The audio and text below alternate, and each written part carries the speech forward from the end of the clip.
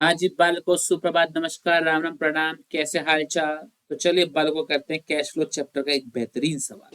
सवाल हमारे सामने क्या है? From the following information calculate cash flow from operating activities. Okay, operating activity अपने को बनानी है।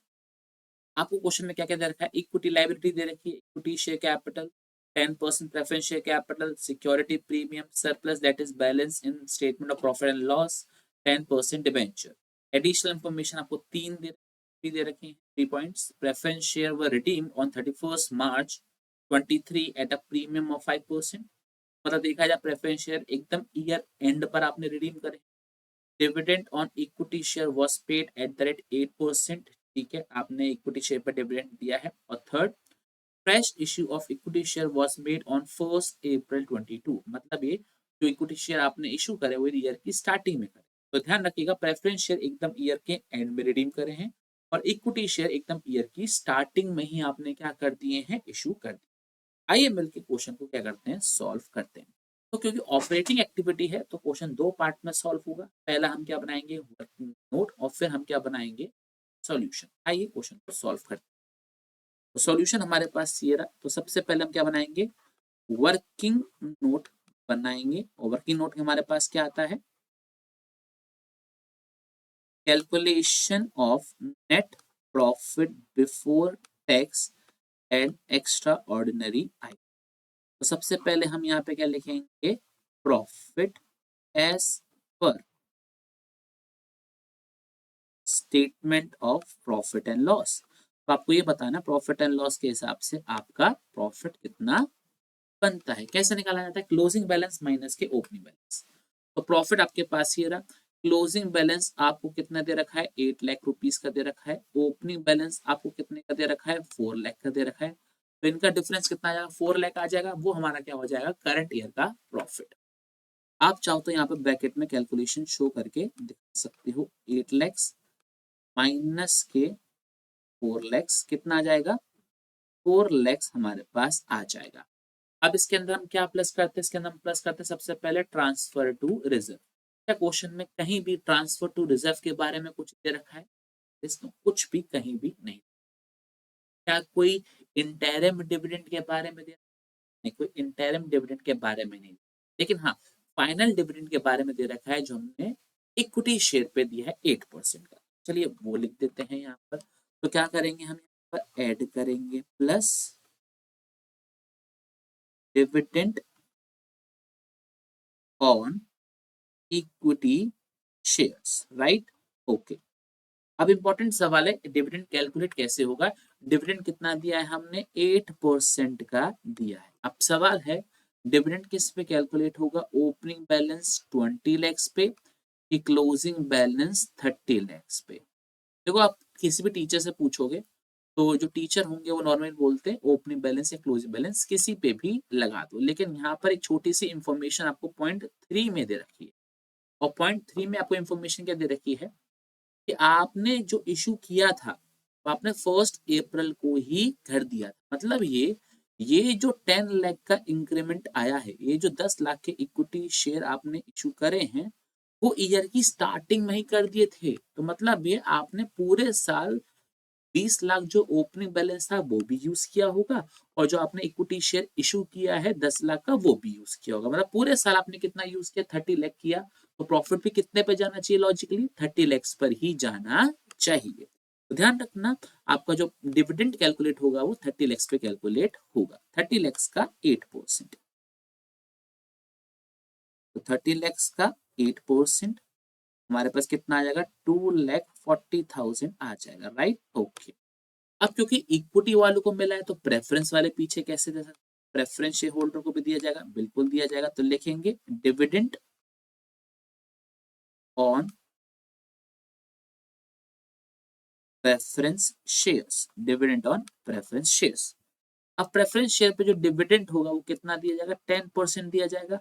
अब अगेन इंपॉर्टेंट सवाल कि हम जो डिविडेंड है वो 2 लाख पे दें, मतलब ओपनिंग बैलेंस पे दें, कि 1 लाख पे दें, दैट इज क्लोजिंग बैलेंस पे दें। अगर आप देखो जो 1 लाख रुपीज है वो आपके क्या हुए हैं? कम हुए हैं फेस वैल्यू।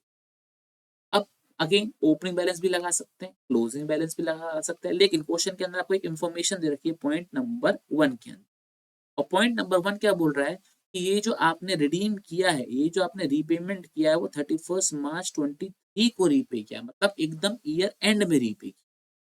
तो अगर 1 लाख एकदम ईयर एंड पे रीपे किया है तो इसका इनडायरेक्ट मीनिंग क्या हो गया, क्या हमने ये पैसा पूरे साल यूज किया होगा? राइट, हमने पैसा पूरे साल यूज किया होगा। हम पूरे ही पैसों पे मतलब 2 लाख रुपए पे 2 लाख रुपीस पे हम क्या देंगे, डिविडेंड देंगे। रीजन क्या है, ये अमाउंट हमने पूरे साल यूज किया है।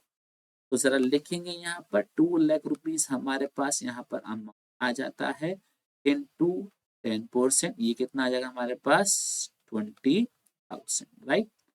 अब बताइए डिविडेंड पॉइंट हो गया, क्या कोई क्वेश्चन के अंदर प्रोविजन फॉर टैक्स के बारे में बात दे रखी है, तो कोई रिफंड ऑफ टैक्स के बारे में दे रखी है? नो। तो ये हमारा वर्किंग नोट जो होता है वो कंप्लीट होता है। और कितना आ रहा है वर्किंग नोट का टोटल हमारे पास 6,60,000, राइट। ओके, अब हम बनाएंगे अपना main solution, that is cash flow from operating activities. Cash flow from operating activities, सबसे पहले हम लिखेंगे net profit before tax and extraordinary item. ये आएगा हमारे पास वर्किंग नोट से, कितना अमाउंट आ जाएगा 6,60,000 आ जाएगा, राइट। ओके, अब इसमें हम क्या प्लस करेंगे, non cash expense plus non operating expense, ये दो चीजें हम इसके अंदर क्या करेंगे, ऐड करके चलेंगे, राइट। ओके, हाँ जी। तो सबसे पहले क्या कोई गुडविल अमोर्टाइज हुई है या कोई डेप्रिसिएशन लगा है क्वेश्चन के अंदर, जरा चेक करो कोई डेप्रिसिएशन या अमोर्टाइजेशन हुआ है? द आंसर इज नो, कोई भी चीज नहीं हुई। क्या कोई इंटरेस्ट होगा? हाँ जी, इंटरेस्ट हुआ, कैसे होगा? तो 10 लाख रुपीस के आपको क्या दे रखे हैं, डिबेंचर्स दे रखे हैं, और 10 लाख का ही ओपनिंग बैलेंस है और 10 लाख का ही क्या है, क्लोजिंग बैलेंस है, तो मतलब कोई दिक्कत है नहीं। तो 10 लाख का 10% इंटरेस्ट कितना आता है हमारे पास, 1 लाख रुपीस, तो हम इंटरेस्ट देंगे ऑन डिबेंचर्स, लिखेंगे इंटरेस्ट ऑन डिबेंचर्स। कितना अमाउंट आ जाएगा हमारे पास, ये 10 लाख का 10%, हाँ जी 10 लाख का 10% कितना आ जाएगा हमारे पास अमाउंट, 1 लाख रुपीस का आ। अगर देखा जाए तो क्वेश्चन हमारे पास सिर्फ इतना सा ही है, इसके अलावा और कोई इंफॉर्मेशन हमको दे ही नहीं रखी। मतलब ये कोई हमारे पास loss on sale of asset नहीं दे रखा, कोई हमको profit on sale of asset नहीं दे रखा, कोई रेंट इंटरेस्ट डिविडेंड नहीं दे रखा, कोई करंट एसेट या कोई करंट लायबिलिटी नहीं दे रखी, कोई टैक्स का ट्रीटमेंट भी नहीं दे रखा। तो cash flow from operating activity हमारे पास इतना ही बनेगा। क्या ये चीज अपने को क्लियर हो गई? Very very good. लेकिन यहाँ पे एक छोटा सा ट्विस्ट है जो मैं आपको बता देता हूँ रेड कलर में। कोई कोई टीचर्स इसमें प्रीमियम ऑन रिडम्पशन जो कि क्वेश्चन में दे रखा है, कितना दे रखा है, 5% का दे रखा है। आपने 1 लाख रुपीस के प्रेफरेंस शेयर्स रिडीम करे थे, इसका 5% हमारे पास कितना होता है, 5,000 होता है। तो कुछ टीचर्स कहते हैं प्रीमियम ऑन रिडम्पशन भी माइनस होगा, तो वो यहाँ पर इसको एज माइनस करके दिखा सकते हैं, मतलब एज यहाँ पे तो प्लस हो जाएगा। और आपका जो सॉल्यूशन होगा उसका आंसर चेंज होगी, कितना हो जाएगा, 7,65,000 हो जाएगा। दोनों ही आंसर सही है, 7,60,000 भी आंसर सही है और 7,65,000 भी आंसर सही है। जो आपको ठीक लगे वो आप इसके अंदर कर सकते हैं। चलिए बहुत बहुत धन्यवाद, आई होप अपने सवाल क्लियर हो गया होगा। Thank you.